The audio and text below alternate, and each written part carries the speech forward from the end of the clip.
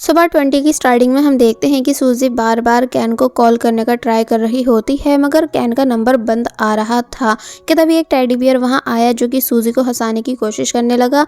सूजी फाइनली खुश हो गई एंड उसे लगने लगा कि कहीं ये कैन तो नहीं है, मगर जब जैसी बियर ने स्कैन कोड दिखाया तो तब वो श्योर हो गई कि ये कैन नहीं हो सकता।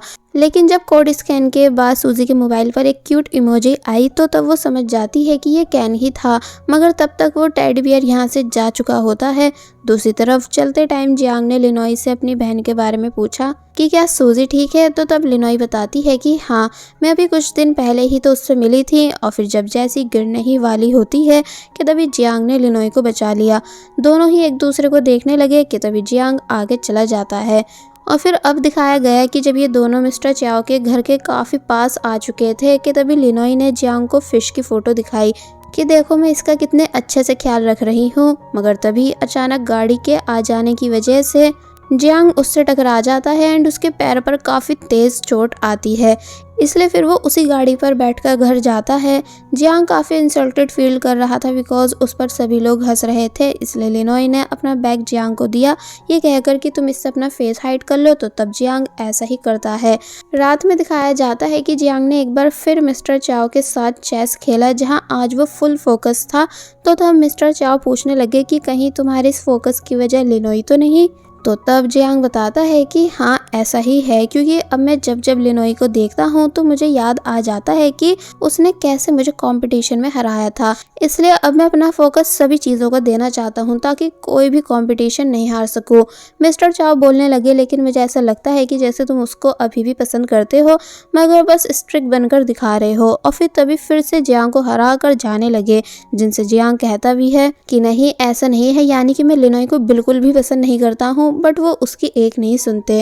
अब नेक्स्ट डे हम देखते हैं कि सूजी जब जैसे किसी रेस्टोरेंट के बाहर आई कि तभी उसे वहाँ कैन दिखा जो कि किसी और लड़की के साथ था, जिसको देख सूजी के होश उड़ गए कि तुम ये किसके साथ हो। इसलिए वो तुरंत उस लड़की को यहाँ से भगा देती है एंड बोली कि अभी तक हम दोनों ने ब्रेकअप नहीं किया है, इसलिए तुम ऐसे कैसे और किसी लड़की के साथ घूम सकते हो एंड आखिर 2 मंथ से कहाँ गायब थे। तो तब कैन बोलता है कि ठीक है, अगर हमने ब्रेकअप पहले नहीं किया था तो मैं अब तुमसे ब्रेकअप कर लेता हूँ। तो ये सुन सूजी हार्ट ब्रोकन हुई। फिर काफ़ी देर तक इन दोनों के बीच बहस होती है एंड देन वो रोते हुए यहाँ से चली जाती है। तो वहीं कैन को बाद में काफ़ी ज़्यादा अफसोस हुआ, जिसके बाद अब दिखाया गया कि लिनोई जियांग के पैर की पूरी केयर कर रही थी, यानी मेडिसिन लगा रही होती है, जो जो जियांग को चाहिए होता है वो सब लाकर दे रही होती है, जिससे जियांग ने बोला भी कि तुम्हें ये सब करने की ज़रूरत नहीं, मगर वो मानती नहीं। और फिर जब जैसे ही जियांग कहीं बाहर जाने लगा तो तब वो भी उसके पीछे पीछे गई। अब हम देखते हैं कि जब जियांग किसी के साथ चेस खेल रहा था तो तब लिनोई ने जियांग को बहुत ही ज़्यादा परेशान किया, इतना ज़्यादा कि वो बार बार डिस्टर्ब हो रहा था, इसलिए वो लिनोई को किसी बहाने से यहाँ से भेज देता है। और जब वो चली गई तो तब जियांग भी अपने वर्क प्लेस आ गया, लेकिन यहाँ आते ही सामने लिनोई को खड़ा देख उसके होश उड़ गए, इसलिए पूछने लगा कि तुमको कैसे पता चला कि मैं यहाँ हूँ। तो तब लिनोई बोली कि मुझे मिस्टर चाओ ने बताया था कि तुम यहाँ लकड़ियाँ काटने आते हो। जियांग की लिनोई से बहस हो जाती है कि तुम मेरा पीछा क्यों नहीं छोड़ रही हो। कि तभी एक लेडी आई जिनको लगा कि ये दोनों कपल है, इसलिए कहती हैं कि तुम दोनों को ऐसे लड़ते हुए देख मुझे अपने पुराने दिन याद आ गए, जब मैं भी अपने हस्बैंड से ऐसे ही लड़ा करती थी। और फिर तभी यहाँ से चली जाती हैं। जियांग थोड़े टाइम के लिए नर्वस होने लगा कि क्या वाकई हम दोनों कपल दिखते हैं। और फिर जब अपना काम करने लगा तो तब उसे काफ़ी मेहनत करनी पड़ रही थी लकड़ियों को काटने में, मगर जब जैसे यही सेम काम लिनोई ने किया जियांग की हेल्प करने के लिए तो तब उसने एक ही बारी में लकड़ी को तोड़ दिया। इसका मतलब कि लिनोई काफ़ी ज़्यादा स्ट्रांग भी है, इसलिए जियांग ये सब देख शॉक रह जाता है और फिर कहने लगा कि ठीक है तुम ये पूरा काम कर दो, इतने में कुछ और करने जा रहा हूँ। लिनोई पूछती भी है कि मगर कहाँ। तो तब उसने जवाब दिया कि मुझे तुम्हें बताने की ज़रूरत नहीं, क्योंकि मुझे पता है कि तुम मुझे ढूंढ ही लोगी। और फिर तभी यहाँ से चला जाता है। अब दिखाया गया है कि लिनोई जब जैसी सभी लकड़ियों को काटने के बाद घर वापस आई तो तब उसे जियांग कहीं भी नहीं दिखा। लिनोई ने मिस्टर चियाओ से जियांग के बारे में पूछा कि वो कहाँ हैं, मगर वो कुछ बता ही नहीं रहे थे, इसलिए लिनोई ने उनको फिर से पैसे दिए। तो तब जाकर वो बताते हैं कि जियांग अपने सेकंड वर्क प्लेस पर गया है, जिसका एड्रेस भी उन्होंने लिनोई को बता दिया। तो ये सुन वो तुरंत यहाँ से चली गई। रात में हम देखते हैं कि मिस्टर चाओ जब जैसे अपने रूम आए तो तब यहाँ आकर वो शॉक रह गए, क्योंकि जियांग यहीं पर था। इसलिए पूछने लगे कि तुम यहाँ क्या कर रहे हो, यानी कि आज तुम काम पर नहीं गए। तो तब जियांग बताता है कि नहीं, बिकॉज मुझे नींद आ गई थी, इसलिए मैं लिनोई से छुपकर यहाँ आपके रूम में सो गया था। वैसे ही मेरे पैर में काफ़ी पेन है, इसलिए मैं कोई भी काम सही से नहीं कर पा रहा हूँ। तो मिस्टर चाओ बोले, लेकिन मैंने तो लिनोई को तुम्हारे वर्क प्लेस पर भेज दिया था एंड वो अभी तक वापस भी नहीं आई है। तो ये सुन जियांग के होश उड़ गए, इसलिए वो तभी लिनोई को ढूंढते हुए जंगल की तरफ आ गया एंड लिनोई का नाम पुकारने लगा कि लिनोई आखिर तुम कहाँ हो। थोड़ी आगे जियांग को लिनोई का मोबाइल पड़ा मिलता है, जिस वजह से वो और ज़्यादा घबराने लगा कि आखिर तुम कहाँ हो। कि तभी जियांग को लिनोई एक गड्ढे के अंदर बेहोश पड़ी मिली। इसलिए पहले तो उसने लिनोई से बोला कि तुम डरो मत, मैं अभी तुम्हारे पास आ रहा हूँ। और फिर मिस्टर चाओ को कॉल कर कहने लगा कि मुझे आपकी ज़रूरत है गड्ढे से बाहर निकलने में। वेल अब जियांग भी लिनोई के पास आ गया, बिकॉज लिनोई यहाँ गलती से गिरी है। और फिर अपनी जैकेट देकर कहने लगा कि इसे पहन लो, बिकॉज ठंड और ज़्यादा बढ़ने वाली है। तो तब लिनोई उस जैकेट को हाफ खुद पहनती है एंड हाफ जियांग के साथ शेयर करती है। और फिर बताने लगी कि एक्चुअली मैं यहाँ स्पेशली तुम्ही को ढूंढने आई थी, बिकॉज मुझे पता चला था कि तुम यहाँ हो। मैं बहुत शर्मिंदा हूँ कि मैंने तुम्हारे साथ इतना बुरा किया, इसलिए क्या प्लीज़ तुम मुझे माफ़ कर सकते हो। तो तब जियांग बताने लगा कि मैं वो मोमेंट अभी तक भूला नहीं हूँ जब मुझे पता चला था कि मेरी ओपोनेंट और कोई नहीं बल्कि तुम हो, इसलिए मैं ऐसे कैसे तुम्हें माफ़ कर दूँ। सच बताऊं तो तुम मेरे लिए काफ़ी इम्पोर्टेंट बन चुकी थी, मगर अब मेरा बिल्कुल भी मन नहीं तुमसे कोई भी दोस्ती रखने का, इसलिए अच्छा रहेगा कि तुम यहाँ से चली जाओ और मुझे अकेला छोड़ दो। लिनोई शांत बैठी रह जाती है जियांग की इन बातों को सुनकर कि जियांग अब उससे कितनी ज़्यादा नफरत करता है। कि तभी मिस्टर चाओ मदद लेकर यहाँ आ गए।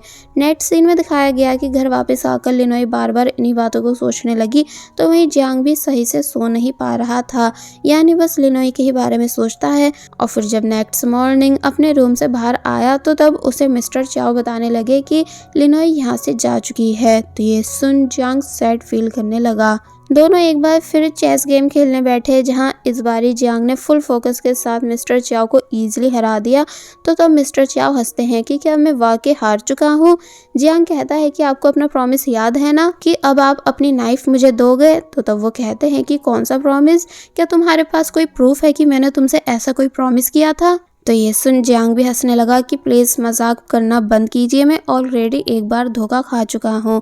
तो तब मिस्टर चाओ कहने लगे कि ठीक है, मैं अपनी नाइफ तुम्हें दे दूंगा, पर पहले मेरे साथ कहीं पर चलो। और फिर तभी ये दोनों कार से कहीं दूर जाने लगे, जहाँ रास्ते में मिस्टर चाओ बार बार ड्रिंक कर रहे थे। तो तब जियांग ने उनको डांटा कि ऐसा करना आपकी हेल्थ के लिए अच्छा नहीं, क्योंकि ड्रिंक हार्ड होती है एंड अब आपकी बॉडी काफ़ी ज़्यादा वीक हो चुकी है, इसलिए प्लीज़ आप इतना ज़्यादा ड्रिंक करना बंद कर दो। तो तब वो बोले कि ये काफ़ी टाइम के बाद है जब कोई मेरी फिक्र कर रहा है। और फिर तभी इमोशनल होते हुए उन्होंने ड्रिंक को नीचे रख दिया।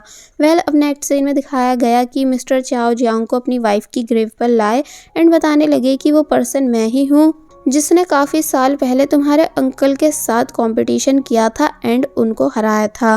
तो ये सुन जियांग सरप्राइज हुआ। मिस्टर चाओ बताने लगे कि मैंने हराया तो तुम्हारे अंकल को था, लेकिन तुम्हारे ग्रैंडपा ने तुम्हारे फादर को फ्रेम कर दिया, जिस वजह से उन्हें फिर फैमिली से निकाल दिया गया था। साथ ही तुम्हारे फादर ने मुझे भी नहीं छोड़ा था, यानी कि मेरी इंग्रेडिएंट्स की सबसे बड़ी शॉप को क्लोज करा दिया था एंड मेरे रेस्टोरेंट के बारे में नेगेटिव कमेंट्स फैलवा दिए थे, बिकॉज वो गुस्सा थे कि आखिर मैंने उनके बेटे को हराया कैसे। मेरी वाइफ उस टाइम प्रेग्नेंट थी एंड उसकी कंडीशन बिल्कुल भी ठीक नहीं थी, जिस वजह से मैं काफ़ी ज़्यादा परेशान हो चुका था कि इलाज के पैसे कहाँ से लाऊं। तो तब तुम्हारे ग्रैंडपा ने मुझे एक ऑफ़र दिया था कि अगर मैं मीडिया में इस बात को एक्सेप्ट कर लेता हूँ कि मैंने तुम्हारे अंकल को नहीं बल्कि तुम्हारे फादर को हराया है, तो तब वो मुझे पैसे दे देंगे। इसलिए मैंने उनकी बात को माना था एंड तुम्हारे फादर को लूजर प्रूफ करवा दिया था, मगर मैं तब भी अपनी प्रेग्नेंट वाइफ को बचा नहीं पाया, यानी कि इलाज देर से शुरू होने की वजह से उसकी डेथ हो गई थी। और बस तभी से मुझे तुम्हारे ग्रैंडपा से बहुत ही ज़्यादा नफरत है एंड मैं तुमको भी कभी पसंद नहीं करता।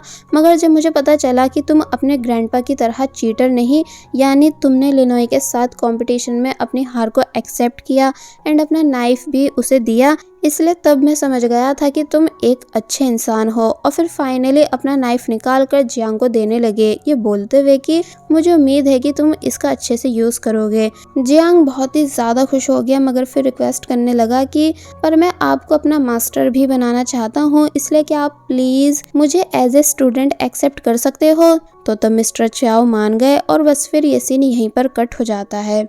अब कुछ दिन बाद का सीन दिखाया गया, जहां हम देखते हैं कि लिनोई जो कि अपने रेस्टों में थी कि तभी यहाँ सूजी आई जो कि पूरे रेस्टो को चेक करने लग जाती है। लिनोई ने पूछा कि तुम आखिर किसे ढूंढ रही हो, तो तब वो बताती है कि अपने भाई जियांग को, क्योंकि मुझे पता चला है कि वो वापस आ चुका है, जिसे ऑलरेडी कुछ लोग देख चुके हैं। तो ये सुन लिनोई के होश उड़ गई कि क्या सच में जियांग वापस आ चुका है। इसलिए वो तुरंत भागती हुई जियांग के अपार्टमेंट के बाहर आई, मगर जब वहां से कोई और दूसरा पर्सन बाहर आया तो ये देख वो उदास हो जाती है।